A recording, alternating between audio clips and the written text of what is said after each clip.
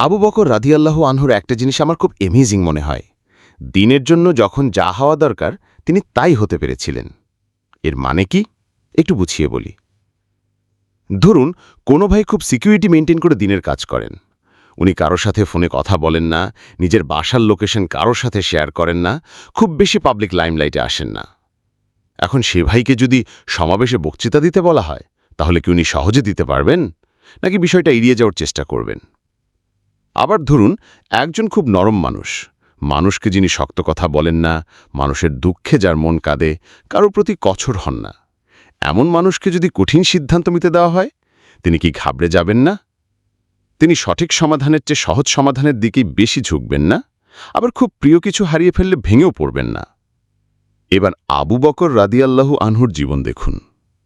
যখন উতবার হতে নির্যাতনের শিকার হয়ে আবু বকর জ্ঞান হারিয়ে ফেলেন, তখন জ্ঞান ফিরে উনি কতগুলো স্টেপে রসুলুল্লাহর খোঁজ নিলেন।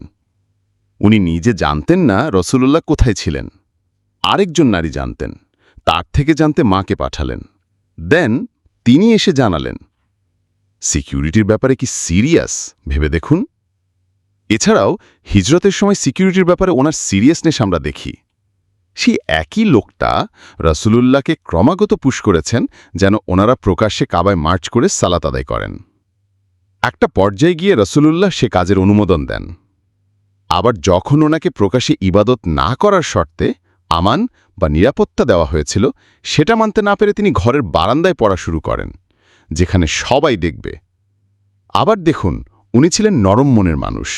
বদরের যুদ্ধের পরে যুদ্ধবন্দীদের কি করা হবে, সেখানে তিনি মতামত দিয়েছিলেন তাদেরকে মুক্তিপণের বিনিময়ে ছেড়ে দেওয়া হোক। সেখানে রাসূলুল্লাহ ওনার নরম মনের ব্যাপারে বলেছিলেন।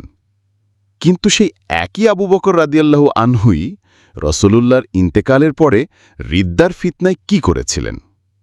ওমর রাদিয়াল্লাহু আনহুর মতো শক্তিশালী সাহাবাও যখন যুদ্ধ ঘোষণা করতে ভয় করছিলেন, কনফিউজ ছিলেন, সেই সময় আবু বকর সবার মতের বিরুদ্ধে গিয়ে মুরতাদদের বিরুদ্ধে যুদ্ধ ঘোষণা করলেন।